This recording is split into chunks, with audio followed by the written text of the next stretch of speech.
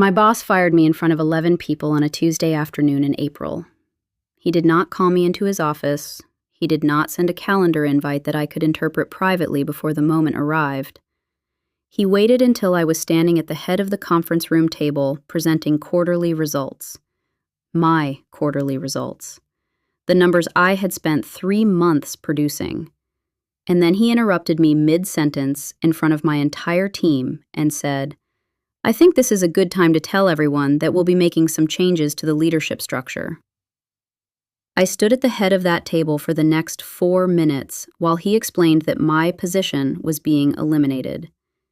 He used words like restructuring and strategic realignment and thanking Naomi for her contributions.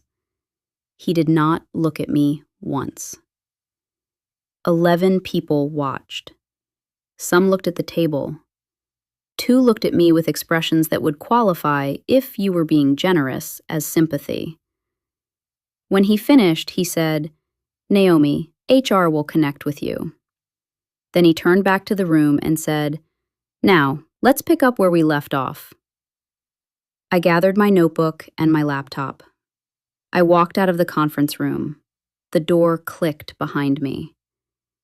I stood in the hallway for approximately 10 seconds, and then I walked to my office, sent an email to my assistant letting her know I was leaving, collected 3 personal items, and walked out of the building. My name is Naomi, and 3 years after that Tuesday in April, my former boss stood in front of me in a hotel conference room and asked me to save his company. I want to tell you what those 3 years looked like. Not the dramatic version, the real one. The first month was the worst. I had been at Archer Consulting for 7 years. I was a vice president of strategy. I had a team of 12 and a client portfolio worth $42 million in annual billings. I had given that company 7 years of 70-hour weeks and 3 canceled vacations and 1 Christmas where I worked from my parents' living room in Atlanta while my mother watched me with the particular expression of a woman who loves you and cannot understand your choices. Marcus, that was my boss's name, Marcus Whitmore, had hired me at 31 as a senior manager and promoted me twice. He had told me 18 months before the Tuesday in April that I was the future of the practice. He had told a client in front of me that I was the most strategically sophisticated person in the building. He fired me in front of 11 people, without warning, without cause, and without the basic professional dignity of a private conversation. The reason, which I pieced together over the following weeks through a combination of conversations with former colleagues and documents I was entitled to as part of my separation agreement, was this. Archer Consulting had been approached about a merger with a larger firm. The larger firm had their own VP of strategy, a man named Derek, who was less experienced than me and had produced measurably worse results over the previous 2 years. The merger would require eliminating one of the 2 VP positions. Marcus had chosen to eliminate mine. He had not told me about the merger. He had not given me an opportunity to negotiate. He had made the decision privately, announced it publicly, and walked out of the conference room where I had been humiliated in front of my team without once saying my name to my face. I learned later that Derek had been aware of the merger for 4 months. The second month was where I had to decide what kind of person I was going to be on the other side of this. I want to tell you that I made a clean decision and followed it cleanly. That is not true. What actually happened is that I spent approximately 6 weeks being angrier than I have ever been in my adult life. And then I spent another 6 weeks being frightened. And then somewhere in the middle of month 3, I got very quiet and very clear and started thinking about what I was actually going to do. I had savings.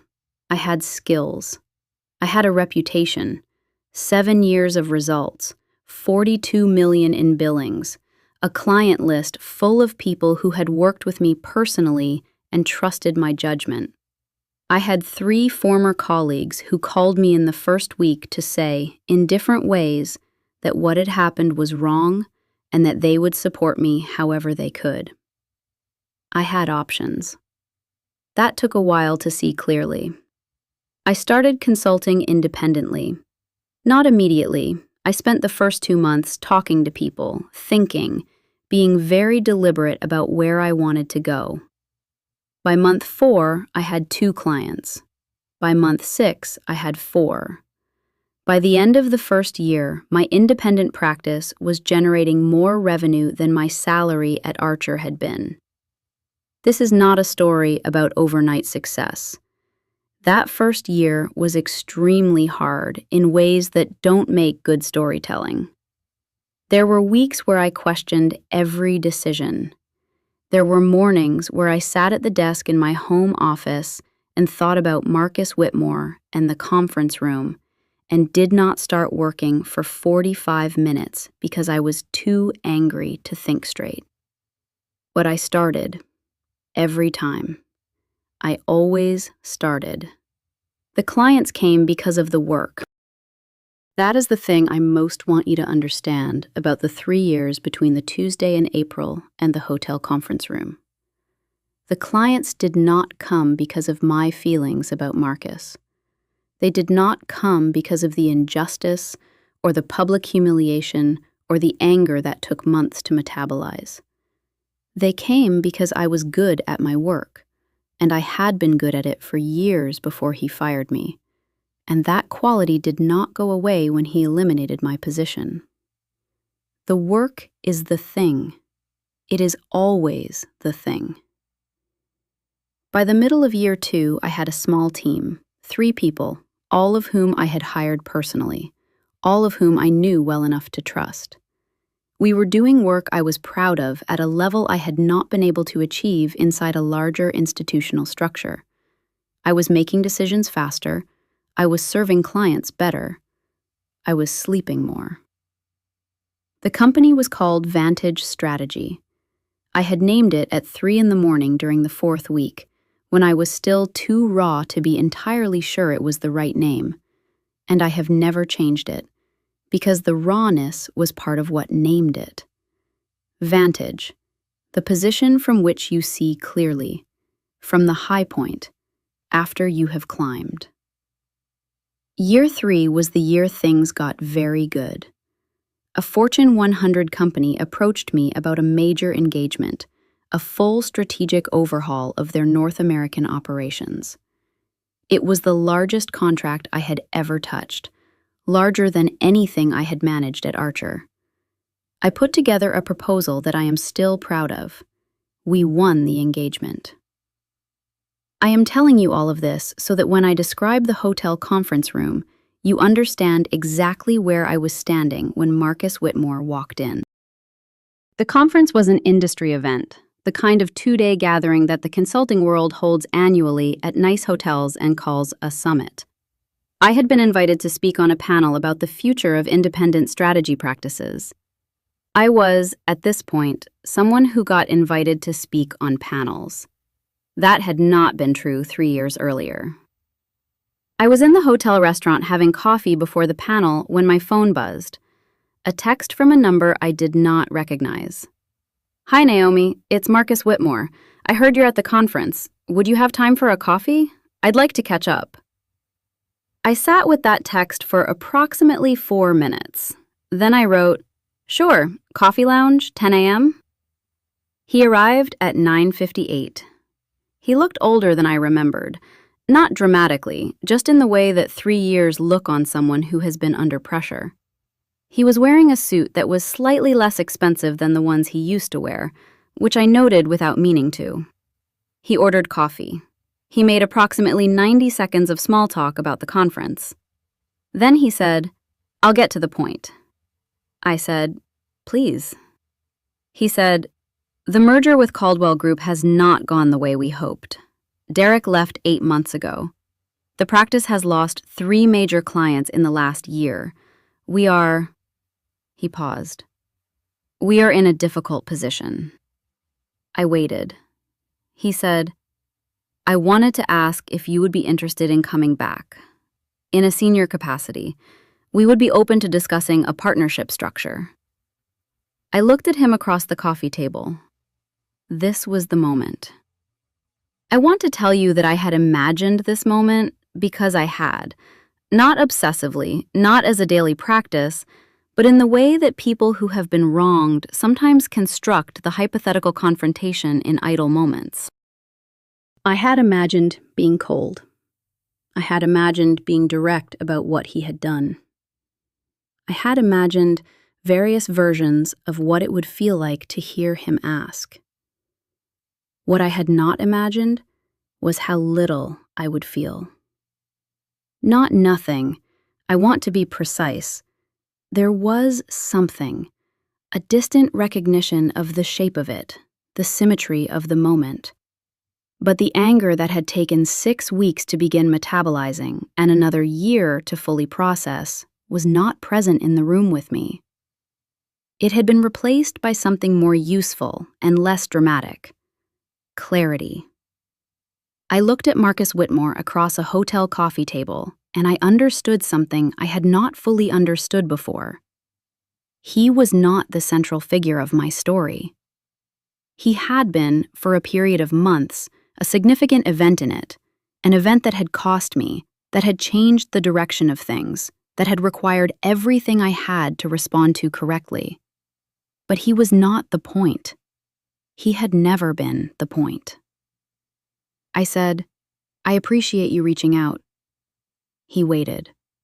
I said, "I'm not interested in returning to Archer. Vantage is where my work is, and it's going very well."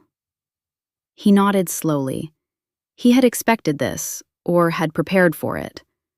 He said, "I understand.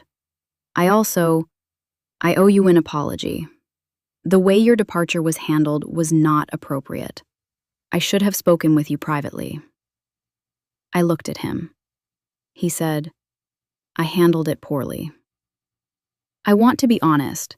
The apology landed somewhere. It did not resolve anything.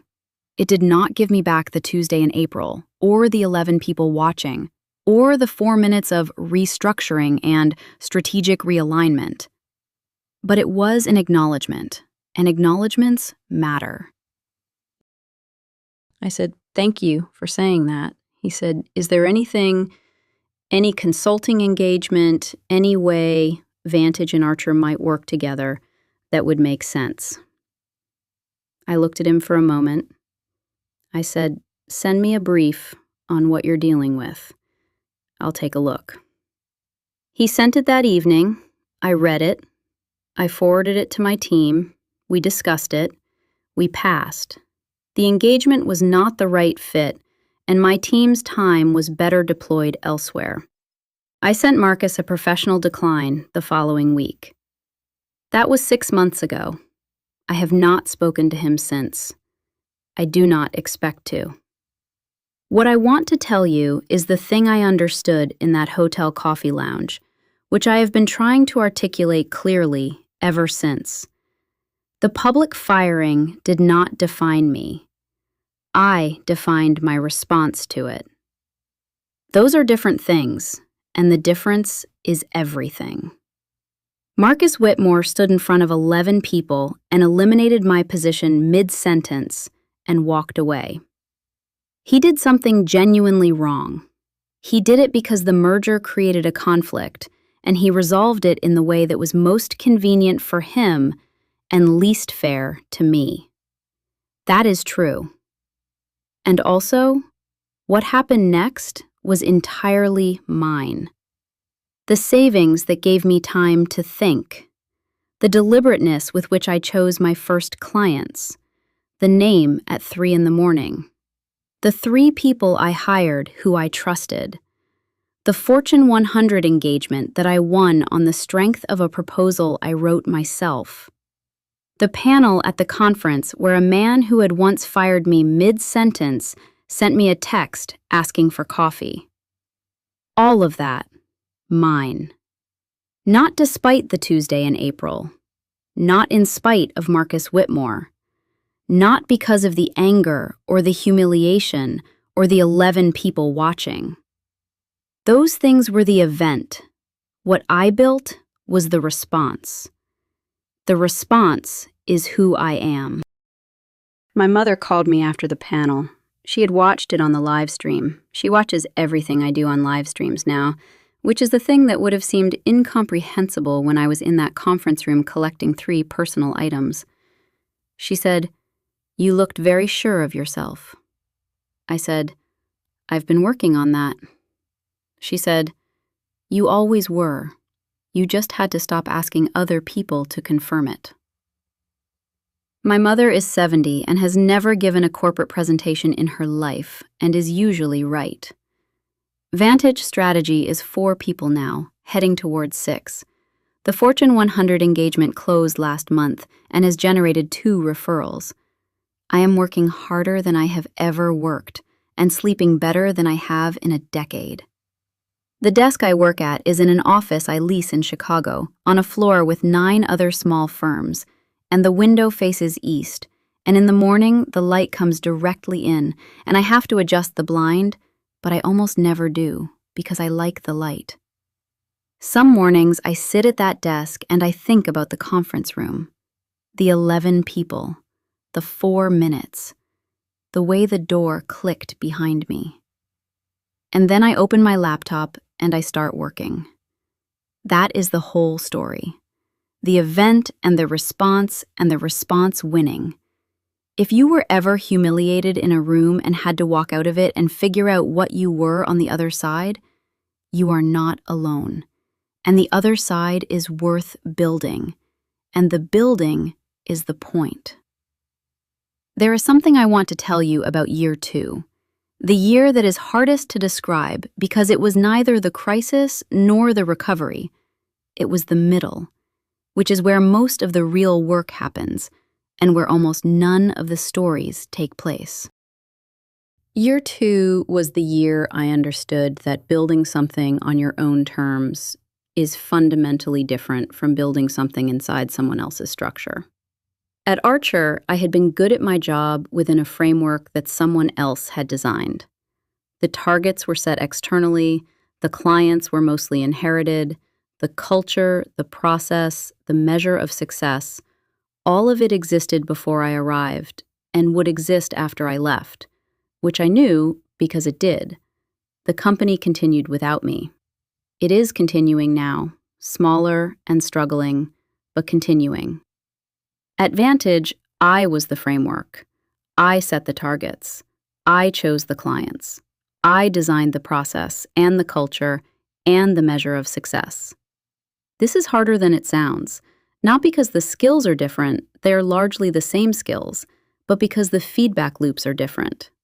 At Archer, if I did something well, Marcus noticed or he didn't, the client noticed or they didn't, the quarterly numbers reflected it or they didn't. The validation was external and relatively reliable. At Vantage, the validation had to come from inside. I had to know, before the client confirmed it, whether the work was good. I had to trust my own judgment about what a successful engagement looked like.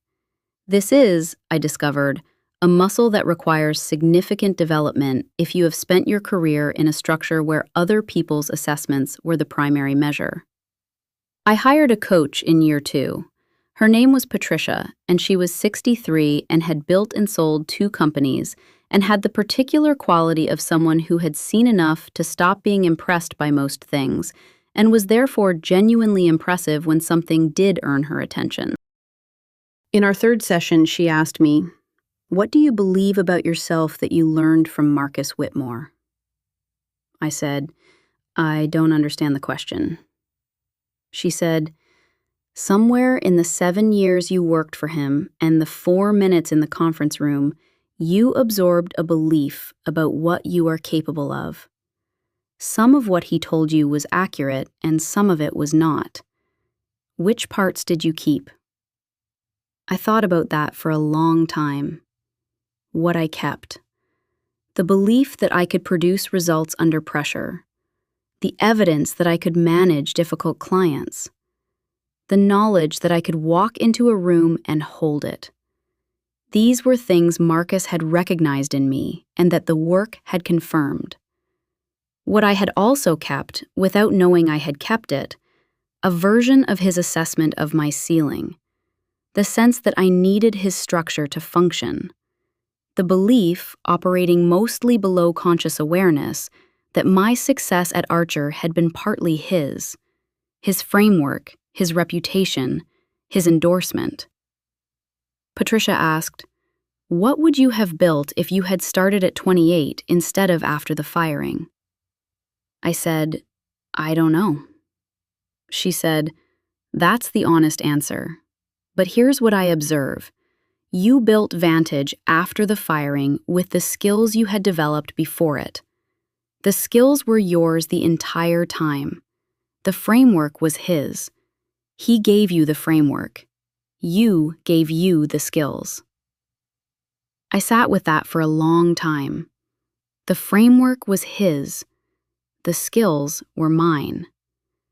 That reframe did not arrive fully formed.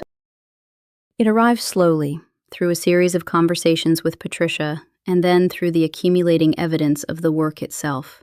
The clients I won, the proposals I wrote, the team I built, the decisions I made that turned out to be right, and the decisions I made that turned out to be wrong, and the recovery from both. By the end of year 2, I had stopped waking up thinking about the conference room. Not because I had decided to forgive Marcus, that is a more complicated question, but because the conference room had become a smaller percentage of the story I was living. When you are in the middle of a crisis, the crisis is everything. When you have been building for 2 years, the crisis is one event among many. My assistant at Archer, a woman named Keisha who had been with me for 4 years, sent me a card at the end of year 1. Just a card, handwritten, 5 sentences.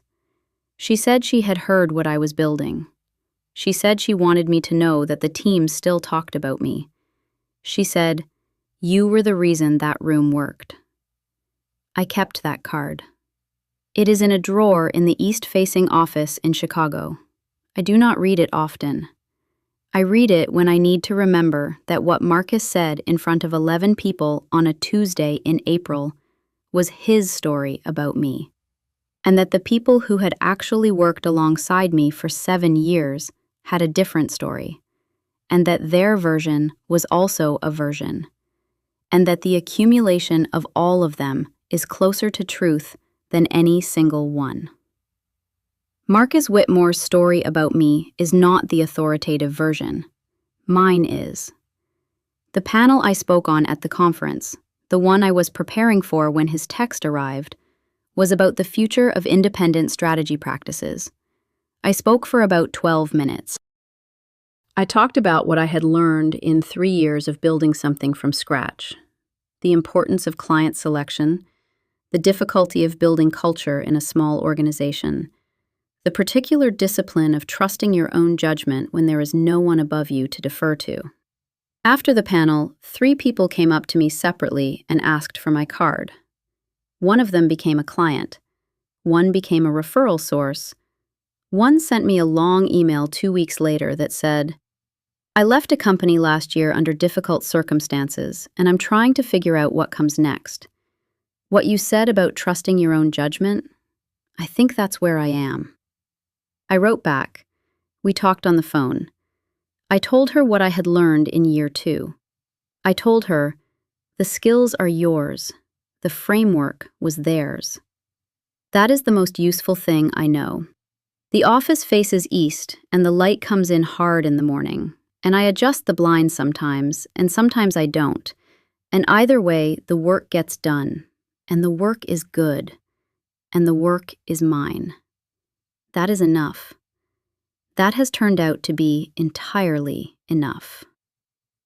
Subscribe, because every story on this channel is real, it is raw, and it is worth your time. Drop a comment below. Where in the world are you watching from? If you've ever had to walk out of a room and build something better on the other side, I want to hear your story. I read every single one.